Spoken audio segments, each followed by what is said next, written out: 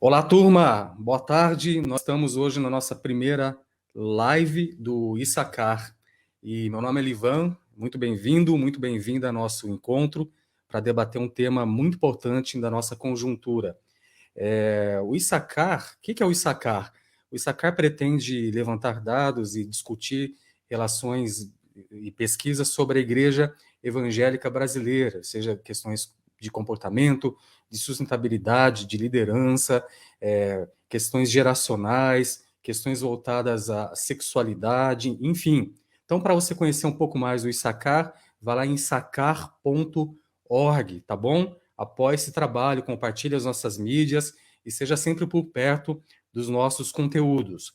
Eu sou o Livan Shiroma, eu sou pesquisador, doutorando da Unicamp, desenvolvo esse trabalho, tento coordenar esse trabalho como voluntário. Esse trabalho é um trabalho independente, né? Eu sou um cristão protestante, e se você quiser me conhecer mais, vá lá em livanshiroma.com, tá bom? Nós estamos procurando servir também a Igreja de Jesus Cristo através de reflexões, através de pesquisas, através de análise, também conteúdos como esse aqui, essa live, como a turma chama. Se você tiver um nome para essa live, você depois também sugere para a gente, tá bom? Como é que deve se chamar essa live?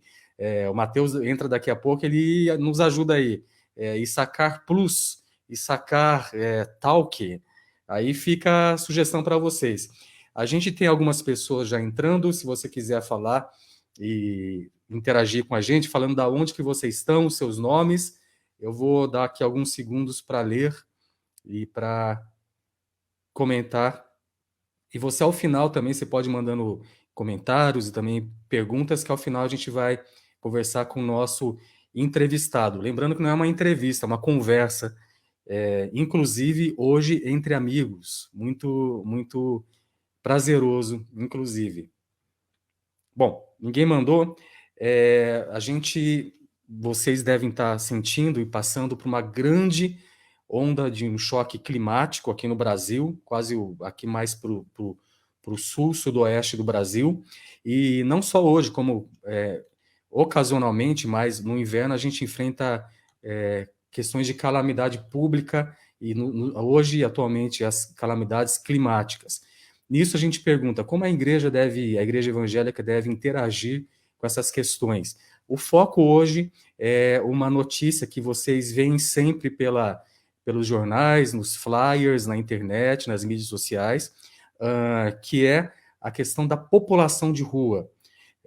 Particularmente, eu abro qualquer tipo de mídia, eu fico um pouco agoniado com essa questão, e eu pensei, por que não a gente debater aqui publicamente com um especialista?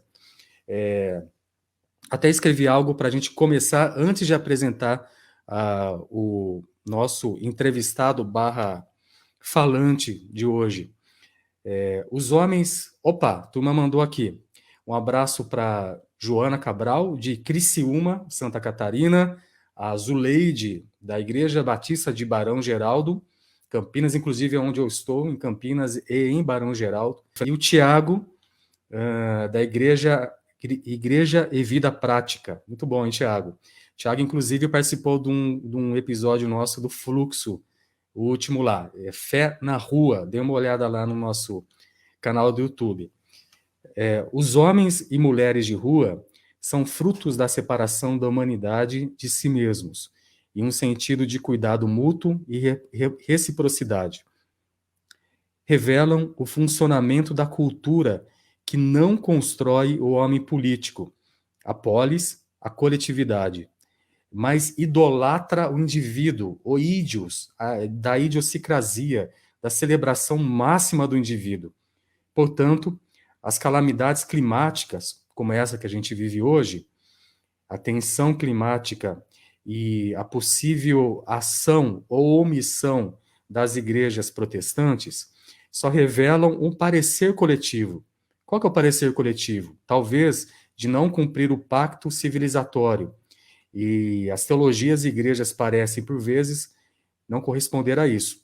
E a gente tem a alegria e a honra de conversar hoje com o pastor Matheus Feliciano, meu amigo pessoal. Tive a honra de ele aceitar o convite quase que imediatamente. E ele é escritor do livro Evangelização na Cidade, de 2009, organizador do livro Moradores de Rua, Encontros, Histórias e Memórias, fundador da ONG Seara Urbana, a qual ele trabalha há aproximadamente 15 anos, membro da FTL Campinas.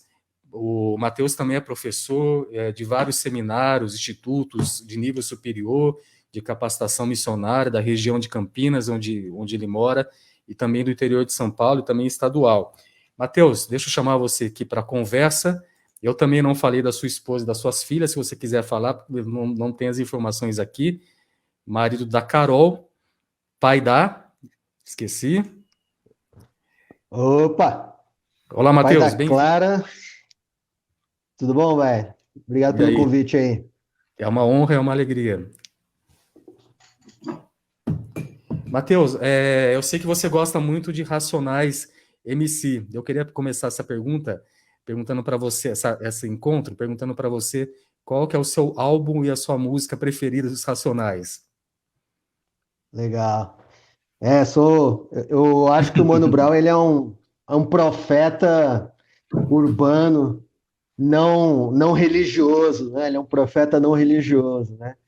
E meu álbum preferido, eu acho que acho que talvez seja o mais clássico do Racionais, né? Que até tem um livro que saiu há pouco tempo, que é o Sobrevivendo no Inferno. É um álbum de 97.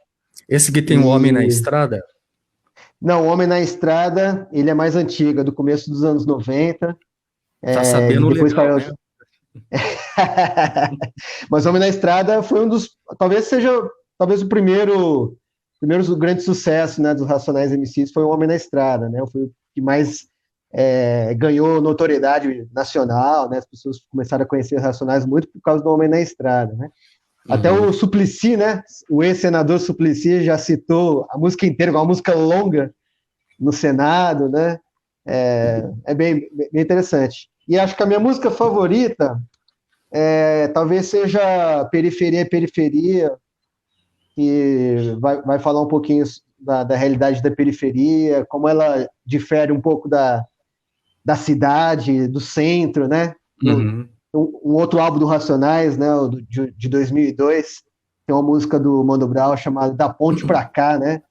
Ele fala que da ponte que separa a periferia e o centro tem muita coisa diferente, né, acontecendo. Legal. Matheus, falando em Racionais, eu lembro do Emicida, que eu também gosto, acho que você também gosta, e Sim. já partindo para o nosso assunto de hoje, focando a questão da população, das calamidades, do sofrimento urbano, e numa dessas canções últimas ele fala tudo que nós tem é nós. Esqueci o nome da canção, e eu queria perguntar para você o que, na sua opinião, as escrituras cristãs, na visão protestante, diz sobre a justiça social, visto que a vibe do nosso encontro aqui é este, mais focando depois disso a população de rua. Qual que é a visão, talvez, do Antigo ou do Novo Testamento, muito rapidamente para a gente conhecer essa perspectiva teológica? Está super tranquilo a pergunta, né, Matheus? Aqui Beleza. só tem livros e livros escritos sobre isso. Não, nada que um doutorado não responda essa pergunta sua. Tranquilo, doutorado a gente responde. Bem, mas acho que as escrituras, né, quando a gente está falando do contexto evangélico, a gente precisa ir para a Bíblia, né? Precisa ir para as escrituras, que é a regra de fé, né? Historicamente, né? Então, a gente pega do Antigo Testamento, você já tem desde o início, assim, essa preocupação pelo ser humano, né? Então, o próprio Deus criando o ser humano e cuidando dele, Deus vendo a fragilidade do ser humano, e desde o começo cuidando, mostrando, inclusive para o ser humano, que ele é frágil.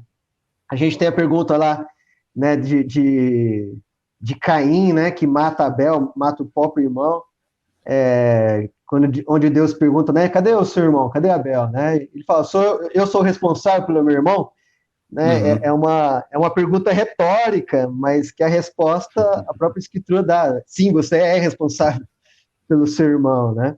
E depois a gente tem, com a formação, né, da comunidade de Israel, a gente tem ali aí explicitamente, já não só simbolicamente, mas explicitamente, Deus falando, cuide dos órfãos, das viúvas, dos oprimidos, dos pobres, né? As pessoas gostam de usar o texto lá que Jesus fala que os pobres sempre tereis convosco, mas eu estarei pouco tempo com vocês, né? E aí Uhum. o pessoal usa esse texto de Jesus para falar que, então, tá vendo? Você não tem que cuidar de pobres, tem que se interessar só por Jesus. Só que Jesus, ele está citando um texto do Antigo Testamento, onde diz que os pobres sempre tereis convosco, portanto, cuide desses pobres e ajudem na sua pobreza, né? A não serem pobres, né? Ajudem a eles saírem dessa condição. Então, quando Uhum. Jesus quando ele cita isso, ele só está falando assim, ó, para bom entendedor, meia palavra basta, né? Os pobres sempre tereis convosco. E quando ele fala isso, as pessoas que estão ali, né, são os ouvintes acostumados, né, com as escrituras, já entenderam. Tá ok, tem que cuidar dos pobres, não, a gente não pode, né, ignorar essa realidade. Então, assim, desde o Antigo Testamento, isso é muito claro, a questão dos excluídos na Bíblia, de como a comunidade de Israel tinha que estar atento a isso. E com Jesus isso fica cada vez mais explícito, né, literal, né, você vai ler os evangelhos, isso é explícito em Jesus. E uma coisa interessante você ver da questão do Antigo Testamento, como ele é importante nessa formação, porque às vezes as pessoas acham que a questão do pobre só vem com Jesus, né, e não é. Uhum. Israel, hoje, Israel do século XXI, principalmente as cidades ali, né, próximo ao templo, né, de Jerusalém, são um dos menores índices de pobreza e de gente morando na rua no mundo, Uhum. porque o judeu, mesmo ele não acreditando, né, parte dos judeus não acreditando no Novo Testamento, o Antigo Testamento era suficiente para eles entenderem essa questão de Deus com os pobres, né? Então o judeu sabe muito bem disso. E o cristão Uhum. deveria saber mais ainda, porque a gente tem o Antigo Testamento e tem o Novo Testamento com Jesus, deixando isso bem claro, né? Comentando um pouco essa viagem histórica que você fez, muito, muito interessante, e até aproveitando aqui o Ibope que o Mateus nos dá, as tribos de Israel vem do nome também, Issacar, que era uma das tribos de Ah, Israel, Levi, Benjamim, né, puxando aqui da memória, isso. e era aquela responsável pelo censo, uma espécie de um IBGE da época, né, aliado com também um departamento de serviço, porque eles também eram consideradas a tribo dos jumentos fortes, né, voltados ao trabalho também. Mas, enfim, retornando ao aspecto histórico, já preparando a minha pergunta, Matheus, me parece, a gente podia comentar um pouco das igrejas que no percurso histórico também se constantinizam, também vêm para o Ocidente, também são impactados pelo Iluminismo. Existe a construção dessa casca do protestantismo e também do protestantismo latino-americano. Perde até o fôlego para falar, porque são tantas camadas das cebolas que vai, e até chegar nos evangélicos brasileiros, que é o nosso foco aqui.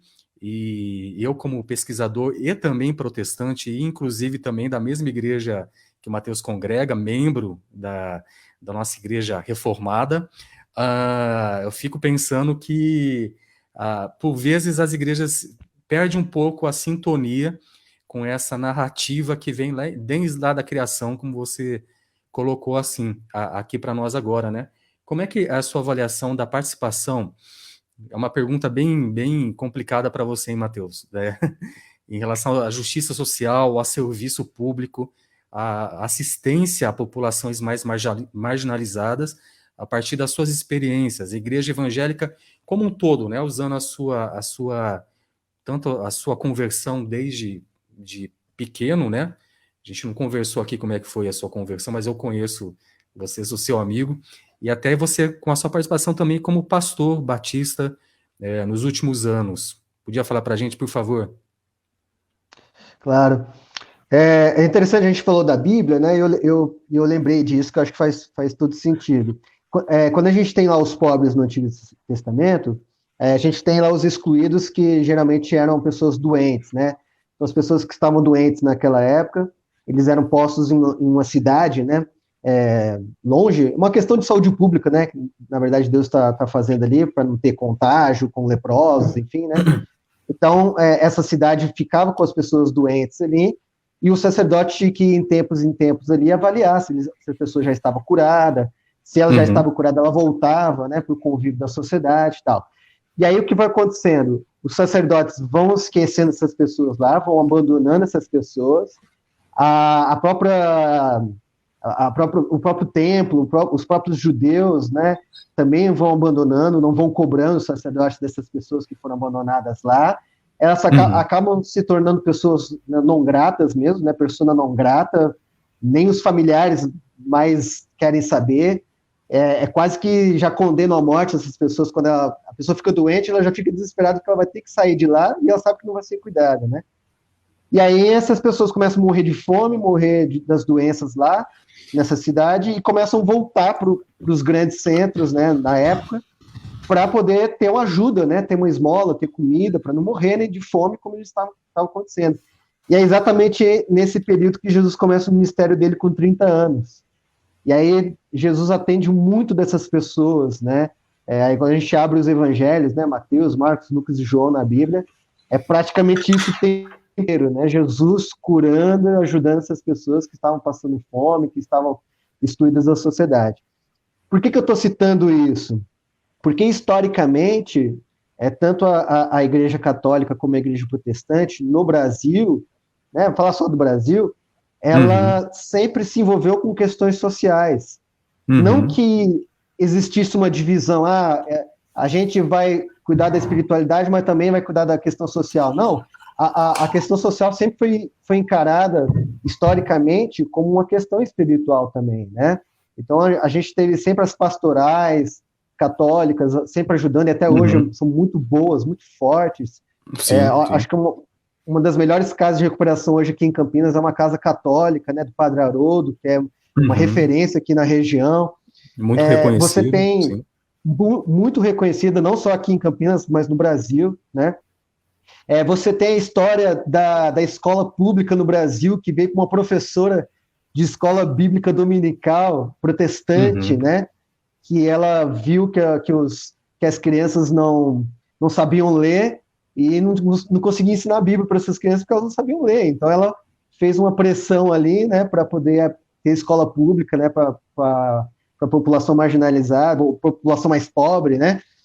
Enfim, eu estou citando tudo isso porque, historicamente, a igreja ela sempre se preocupou com as questões sociais.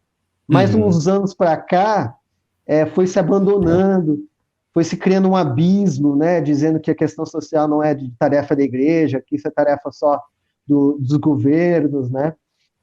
Então, a gente está exatamente nesse momento que Jesus, não exatamente, mas parecido com o momento que Jesus esteve lá há 2000 anos atrás. Ele chegou no momento onde a religião tinha abandonado os excluídos, né? E Jesus mostrou para as pessoas, não é isso, é o contrário, a gente tem que ir na direção dessas pessoas. É assim que se constrói uma espiritualidade. E na minha vida, foi exatamente isso, né? Eu tive na minha conversão com 9 anos, mas depois eu saí dos caminhos de Jesus em 2000. Em 2005 eu voltei para esses caminhos, né? E nessa volta vieram os moradores de rua. Então, já tem 15 anos isso, e hoje eu só sei andar com Jesus caminhando com os excluídos. Eu não sei fazer de outra forma. E eu sei que caminhar com os excluídos e estar presente nas dores e nas suas mazelas também ajudou-me a construir uma espiritualidade mais saudável em mim. Claro que é uma construção, né? Não estou perfeito, aliás, estou bem longe disso, mas é um caminho que para mim foi muito importante e eu entendo biblicamente, até teologicamente, né, como um teólogo, que é tarefa de todo cristão olhar para a exclusão, seja ela social, racial, sexual, o que quer que seja, todo tipo de exclusão ela interessa para Deus, né? Deus tem um lado, né? Deus está sempre do lado dos oprimidos e dos opressores ele sempre ele quer tirar essa tag dos opressores, né? E para não ter opressor, porque só tem oprimido porque tem opressor, né? Então, quando Deus se interessa em acabar com a opressão, ele sempre olha para os oprimidos, né? E ao lado, se Deus está desse lado, a gente tem que estar desse lado também, né? Uhum. Ótimo, Matheus. Avançando um pouco nas questões, acho que esse panorama que você deu das igrejas protestantes se estarem um pouco confusas em relação à agenda social, e na minha observação e também como um protestante, eu vejo demasiadamente uma preocupação litúrgica. Por exemplo, aqui na época da pandemia, a gente ouvia muito essa questão de vai ou não vai os cultos, retorna ou não retorna, como é que deve ser a ação da igreja. Eu lembro muito daquela história do World Trade Center, quando ele cai em 2001, os bombeiros, a população corre ao oposto da queda e das fumaças, os bombeiros correm em direção ao caos. Eu lembro, como estudante de teologia também, quando a gente pesquisou e compreendeu a palavra pregação, vinha da palavra martíria, que deriva-se a nossa palavra martírio. Agora, ok, não estou falando para ninguém se jogar em direção ao Covid e aos aerosóis, não é isso, mas eu acredito que a gente, como Igreja de Jesus Cristo Evangélico do Brasil, já passou o tempo, aliás, está quase terminando o tempo em termos de pandemia, de sentar numa mesa, abrir o mapa e traçar planos e situações, e partindo para essa pergunta, antes que eu comece a falar mais com você, Matheus, a gente fala pouco, né? Aproveitar que é a nossa primeira live aqui e já falar um monte de coisa aqui. Aproveitando também a Johanna, ou Johanna, me corrija, Cabral, vamos convidar seu pai para uma live, hein, Johanna, daqui a pouco, hein? Ela citou que a música é Princípia, do Emicida, né? Obrigado. A gente falou de igreja evangélica e justiça social. Você trabalha com população de rua, né, Matheus, há muito tempo. Eu te conheci e numa certa medida, até estive lá na criação da Seara Urbana. É um tempo muito bom, é um trabalho muitíssimo precioso, que tirou dezenas, centenas de pessoas das ruas.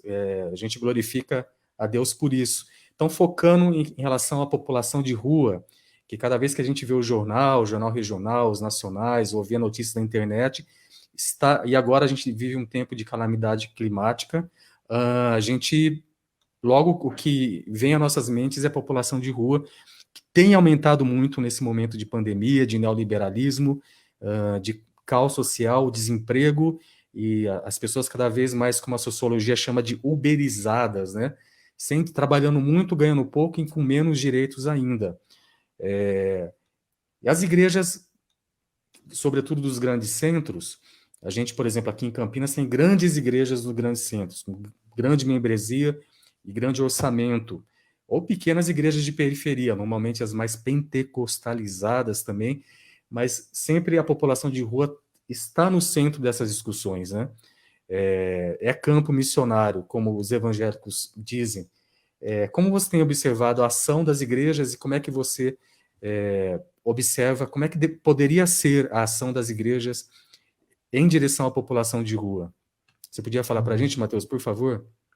Claro. Só um minutinho só, Matheus, desculpa. Oi. Quem tiver alguma pergunta, manda no chat, tá bom? Desculpa. Sim. Pois não. Essa questão do envolvimento das igrejas evangélicas, ele é interessante porque, assim, se a gente for... Falar aqui uma coisa bem de observação, né? Nem quero trazer nada estatístico, assim, mas uma questão de observação. Eu frequento a igreja desde que eu nasci, né? Meus pais são cristãos, meu pai é pastor, meu avô é pastor, bisavô pastor, trisavô pastor, enfim, é uma longa geração de evangélicos na família, né? Então, eu sempre percebi as igrejas aqui no Brasil, evangélicas, de alguma forma sempre tendo contato com moradores de rua. Ou porque o morador de rua vai até a igreja, ou porque o morador de rua está ali perto da igreja, ou porque em algum momento a igreja alguém ali na igreja falou, vamos fazer alguma coisa, vamos levar alguma sopa para esse pessoal, vamos fazer alguma coisa. Uhum. Então a gente percebe que grande parte das igrejas evangélicas, de alguma forma, já se envolveram com o trabalho com moradores de rua, né? Uns foi só uma vez, foi só uma distribuição de sopa, outras acabaram até abrindo ministérios, abrindo ONGs, enfim, de alguma forma, é uma Uhum. realidade muito presente nas igrejas evangélicas. Mas, ao mesmo tempo, é interessante perceber como não há continuidade nesses tipos de trabalho com a população de rua, com os moradores de rua, né? Você tem uma continuidade, às vezes, com o trabalho com crianças, você tem continuidade até com o trabalho com adictos, né? Pessoas viciadas em droga, em bebida, você tem até uma certa continuidade. Mas com a Uhum. população de rua, é impressionante como as igrejas começam e param de fazer esse trabalho, Então, ou se começaram. por exemplo, não há método e também não há processo, né? Sim, e a impressão que me dá é acho que até uma questão não só da igreja evangélica, mas talvez até do nosso mundo contemporâneo, é uma questão de busca por resultados, né? Então, trabalhar com morador de rua, estatisticamente, ele dá baixo resultado, visível, né? Você não consegue é, computar essas pessoas que saíram das ruas, que estão fora das drogas, que voltaram para casa. Você até é difícil de acompanhar isso, e também tem uma questão até humana mesmo, existencial do morador de rua, que acaba se acomodando na situação, e a maioria das pessoas que vão para a rua não voltam, né? A maioria acaba morrendo morador de rua, isso aí já é uma Uhum. estatística que existe em relação a isso. Olha Então, só. o que a gente percebe é que a igreja se focou muito no resultado. Então, se é um tipo de trabalho que não dá resultado, grande parte das igrejas abandonam o trabalho. E Uhum. como, assim, estatisticamente, trabalhar com morador de rua, o resultado é bem baixo mesmo, a impressão que me dá é que é essa: a maior parte das igrejas evangélicas param porque não estava dando resultado, né? Então, eu acho que aí uma questão de intenção, até de motivação de como ser igreja, que aí Uhum. não tem como a gente pensar na questão do morador de rua sem pensar na questão do amor. O amor deveria ser essa motivação para se fazer um trabalho na direção dos excluídos e pensando na população de rua, né? Porque o amor, num conceito até teológico, se a gente for pegar, né, por exemplo, João 3,16, né, como um versículo muito conhecido, porque Uhum. Deus amou o mundo de tal maneira que deu seu filho, né, para que todo aquele que nele crê não pereça, né, não morra. Esse Uhum. texto ele Sim. mostra como que Deus ama, né? Então, Deus amou o mundo de tal maneira que deu o filho, ou seja, Jesus. E como Jesus é Deus, né, a gente entende isso na teologia, então Deus se dá na pessoa de Jesus para aqueles que ele ama, que são seres humanos. Então, Deus amou o mundo, né? Uhum. O mundo aqui, a palavra ali, cosmos, né? Para falar de pessoas, né? Deus amou as pessoas de tal maneira que se deu em amor. Então, o amor é isso, o amor é se dar para o outro, independente do que o outro vai te dar em troca, né? Então, o trabalho com o morador de rua, ele precisa ter como essência o amor, ou seja, eu vou amar esse morador de rua, eu vou fazer tudo que eu puder fazer para ajudá-lo nessa situação, independente do que ele vai me dar de troca, independente se ele Uhum. vai aceitar ir para a recuperação, independente se ele vai voltar para a família, independente se ele vai continuar na rua por opção própria, por escolha própria. Eu vou continuar amando e vou continuar me pondo à disposição para ajudar nessa situação, né? E não o Uhum. resultado ser a motivação, mas o amor, né? Essa doação sem esperar nada em troca, né? Matheus, complementando o que você falou, é excelente. Muitos jovens querem, é, ok, vou pegar o carro e vou hoje à noite, vou chamar meus amigos e vou na praça, como dizem, vou meter o louco e já vou, quando for, já foi. Que orientação básica, orientações básicas você daria para esses jovens, ou, enfim, adultos que nesses momentos ficam com extrema preocupação e também um desejo de proatividade, mas também existe alguns sinais vermelhos a serem observados, né? O que você acha sobre essa colocação?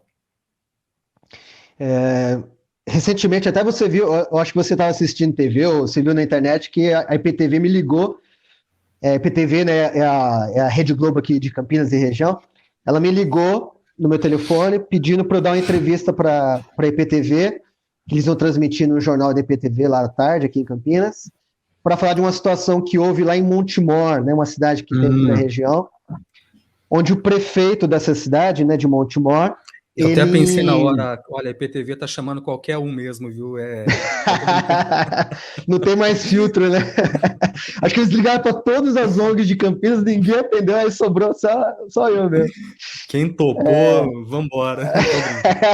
Pode ser qualquer um, né? Mas enfim, e a situação que aconteceu foi o prefeito de Montemor, né, dessa cidade, estava recebendo algumas reclamações de que tinha muito morador de rua em torno da rodoviária da cidade. Qual foi a brilhante, né, ideia do prefeito? Vou encher uma van de moradores de rua e mandar eles para outras cidades.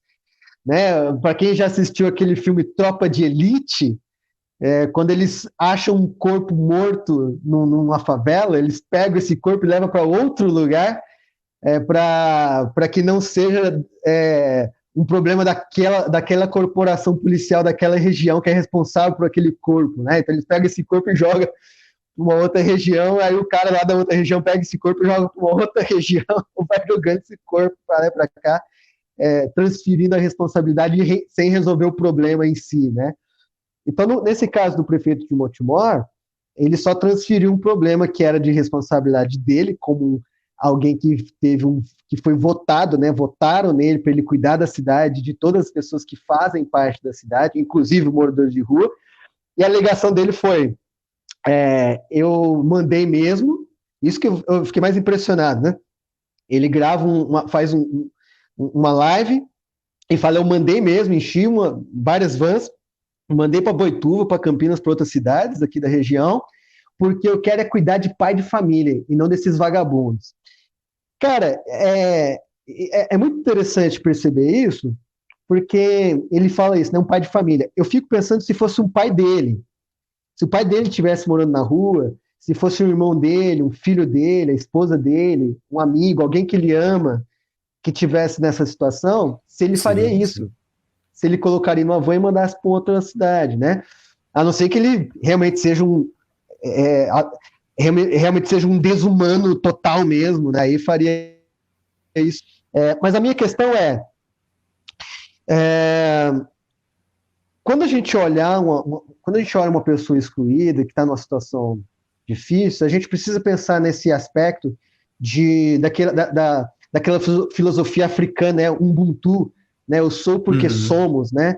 Ou seja, olhar aquele ser humano e falar: poderia ser meu pai, poderia ser minha mãe, poderia ser meu irmão, poderia ser alguém que eu amo. Ou se não é isso, essa pessoa é um pai de alguém, é o filho de alguém, é irmão de alguém, é esposo de alguém, né?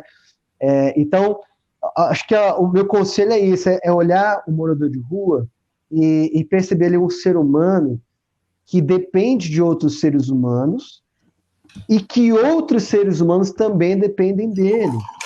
Então, assim, nesses anos, o que eu conheci de pais de família que estão nas ruas e os filhos acabaram ficando até em situações difíceis em casa, porque às vezes a mãe não estava dando conta, né, de sustentar a casa, né, porque perde uma pessoa que está ali dividindo as contas, né, porque então, tem filhos dependendo desses homens de rua, dessas mulheres de rua também, né, não só eles dependem da ajuda de outros, mas tinha gente contando com a ajuda dessas pessoas também, né? Então olhar para a rua e ver a nossa família, ver um ser humano que poderia ser o nosso pai, a nossa mãe. Inclusive, isso acontece muito inclusive, qualquer um de nós pode virar um morador de rua a qualquer momento, né? É só em um segundo tudo muda. Com certeza, cara. Essa foi uma das lições mais importantes que eu aprendi, porque eu conheci muita gente na rua que tinha um perfil muito parecido com o meu. Que cresceu em igreja, que casou, teve filho, calvo. E aí, em certo momento, calvo, por exemplo, já barbudo, né, não faz a barba, mas que mexeram com droga em algum certo momento da vida, como no passado acabei também fazendo isso. E aí acabou tendo ali quase como um tropeço à rua. E que poderia ter acontecido isso comigo também, né? Quase como um acaso da vida, não aconteceu, mas qualquer um de nós podemos nos transformar de morador de rua, mas acho que uma coisa que acontece muito é, muita gente entra em contato com a nossa ONG para falar assim, olha, meu pai está sumido, ele deve estar na rua, meu filho, acho que ele estava usando crack, está na rua, meu irmão está na rua, posso ir com vocês um dia para ver se eu acho meu irmão, meu pai? E aí, quando Uhum. essas pessoas vêm para a rua, elas começam a olhar aquela realidade e falam, nossa, nunca tinha percebido essa realidade, nunca tinha conversado com ele, nunca tinha sentado no papelão para ver qual é a história dele. E a gente passa aqui todos os dias e vê essa realidade e não se envolve, né? Então, Uhum. acho que é isso também, né? A gente não tem que esperar um dia alguém que a gente ama ir para a rua para a gente olhar para a situação. A gente já precisa ir olhar antes isso, né? E eu acho que esse é meu É, conselho para as pessoas que estão indo para a rua, né? obrigado, Matheus, pela sua colaboração. Vamos ler um comentário do Tiago aqui. A igreja articulando, Tiago Vinícius Lopes de Oliveira. A igreja articulando espaços de acolhimento, espaços institucionais, movimentar de uma maneira dinâmica, culto, discipuladores, assistentes sociais, psicólogos, médicos, mediação, de conflitos. Obrigado, Tiago. Vamos, ele mandou um outro aqui. Eu estou aqui falando e também estou manipulando as máquinas aqui, viu, gente? Que é só clicar aqui e aparece, ó. Ô, tipo um Olha. espaço, ó, tá evoluído aqui o Issacar, hein? Será que a Seara Urbana chega um dia assim, Matheus? Com essa Difícil. Com evolução? essa competência de um CEO como você, é difícil. Ó, tem até o blazer Contratar hoje, né? você. Hoje tem até o terno aqui, mas deixa pra lá, porque aqui embaixo é chinela havaiana, né? Tipo um espaço albergue, algum dia cultua, sentado nas camas e beliche, enquanto outros lavam banheiros, fazem a janta para pernoite, etc. E vai trocando de acordo com as necessidades, casa de passagem, etc. O que acham a grande dificuldade o que acham a grande dificuldade de utilizar essa estrutura? Comentando rapidamente o que você falou, Matheus, a gente sempre tem dificuldade de encontrar o outro, né? Eu recentemente ouvi um filme, eu sou de origem japonesa, especificamente de Okinawa, e eu acho que o filme é Até o Último Homem, é um negócio assim, e ele vai resgatar, é um cara de uma certa religião, então tem um aspecto que perpassa Ah, de ele ser sim. cristão, ele vai resgatar amigos Assisti, deles muito bom. feridos no campus. Mas acontece que, para bem ou para mal, a guerra era travada com os meus ascendentes lá de Okinawa, e a gente sabe da questão do imperialismo, né? Eu fiquei olhando aquele filme, mas uau, mas ele, o cara tá emotivo, até o motivo do filme foi que causou a vinda da minha família para o Brasil, os Shiroma, né? Falei, uau, mas que coisa, eles estão deificando e glorificando uma guerra, não vamos entrar aqui em detalhes historiográficos, mas os meus bisavós, trisavós estão sendo ali trucidados, não há o que comemorar, né? Então a gente, no meu caso, a gente tem essa dificuldade de observar o que está acontecendo no outro, porque a gente monstrifica, a gente torna ele um objeto, abjeto, inclusive distanciado, como se fosse um totalmente outro, né? E a gente não faz esse exercício de alteridade, de empatia, de me enxergar no outro. Inclusive, eu acho que é um aspecto que a gente tem que comentar aqui, a figura da população de rua, e também de certas populações do continente africano, ela é muito instrumentalizada para gerar capital social, emocional nas igrejas. Ó, vamos, porque coitado, coitadinhos, e nosso próprio medo de virar um morador de rua, porque a gente vive numa cultura hipercapitalista, né? Um medo hediondo de me parecer com aquele que é monstrificado. E aí fica cada um de um lado, né, como diz o Leandro Carnal, todos contra todos. Os que estão um pouquinho mais acima da escada contra os que estão um pouco abaixo da escada. E assim vai, um lutando contra o outro, polarizados. Enfim, a gente não consegue se enxergar, né?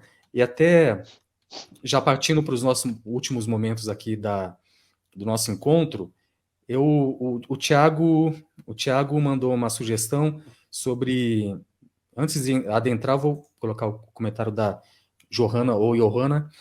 Sensacional, pastor Mateus, ver uma pessoa rualizada para além da necessidade, mas sim como um ser humano. Exatamente o que a gente comentou aqui. O Legal. Tiago destacou a necessidade interdisciplinar de uma igreja se mobilizar ali de assistência social, discipuladores.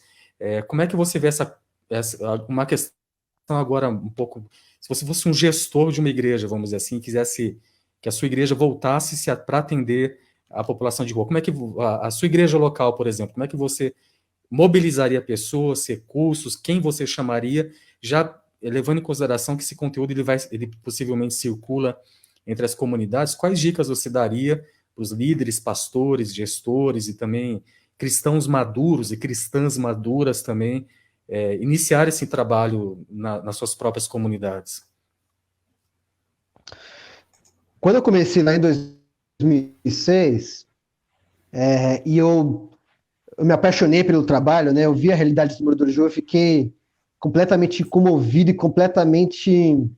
Minha alma parece que pregou ali na rua e ficou, assim. Minha alma... Eu tô em casa, mas minha alma tá na rua, assim, sabe? O negócio é muito maluco, assim.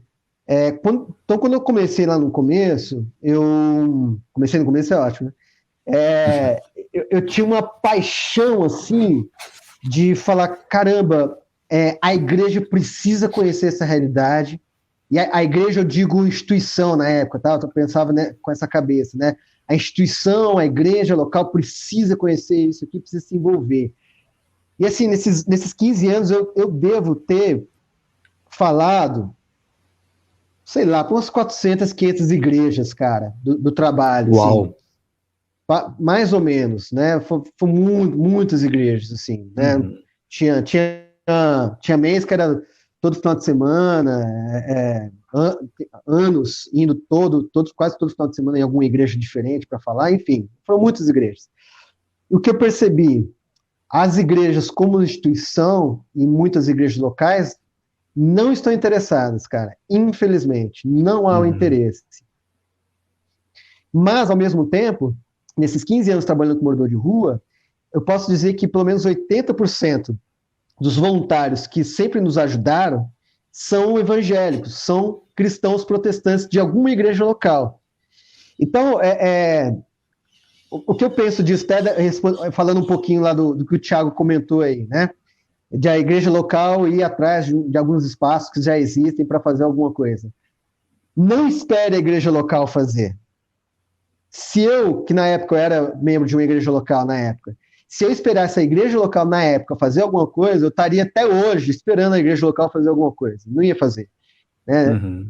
Então, a minha questão é, seja de membro de igreja ou não, seja evangélico ou não, se você está vendo uma situação que é de injustiça social, se envolva com isso de alguma forma.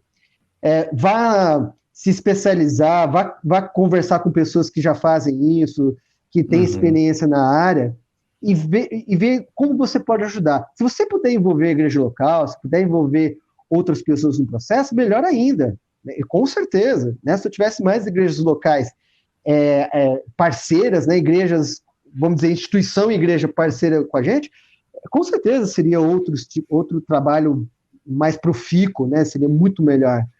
Mas não espere isso. Eu acho que isso para mim foi muito importante, foi um aprendizado. Eu tive que meter a mão na massa e comecei a convidar gente para me ajudar. É você mesmo, né, Livan? A gente é amigo há muitos anos, né? Antes de ser Aerobano, a gente já era amigo. Você sempre nos ajudou de várias e várias formas, né? Com todo tipo de talento e vocação que você tem, você sempre nos ajudou, né? Tinha uma época que você ia pregar, tinha uma época que você ia para a rua, tinha uma época que você ia conversar com os caras, tinha uma época que você fazia capa de CD, fazia site, né? Você se envolveu... Mais atrapalhava que ajudava, mas tudo bem, né? Não, tudo bem, a gente é amigo, não tem problema, né? Mas você sempre ajudou a gente de alguma forma, não através de uma igreja local, mas porque você, Livan Shiroma, entende o problema dos moradores de rua. E a gente, por ser amigo, você sabe da seriedade do nosso trabalho e você sempre colaborou, né? Então, acho que é isso que o Thiago falou, eu acho que é importante, mas você tem que meter a cara. Um exemplo disso. Tá rolando umas mensagens no WhatsApp, pelo menos aqui de Campinas, não sei se em outros lugares tá assim, falando da Casa da Cidadania de Campinas, que está, nesse momento de frio, está recolhendo, está abrigando os moradores de rua para dormirem lá. Você chegou a Uhum. receber isso aí? Eu recebi. Recebi, Um monte recebi. de, um monte de gente recebeu e vieram falar comigo. Aí eu liguei para o Robson, que é um parceiro nosso, do projeto A Esperança. Falei, Robson, recebi essa mensagem. Como que tá isso aí? Ele falou, cara, é verdade, a Casa da Cidadania abriu, mas está indo 10 moradores de rua no máximo lá. Os caras não estão Hum, indo lá, não está ficando ninguém lá. Só que eu já faço, o Robson já faz isso há muitos anos em Campinas, quase 20 anos ele faz isso em Campinas, e ele abriga os moradores de rua e todo momento de que tem esse frio, é o lugar onde ele atende para recuperar os moradores de rua, para dar uma profissão, para dar cursos profissionalizantes, para dar refeição, enfim, várias coisas que ele faz lá no espaço dele.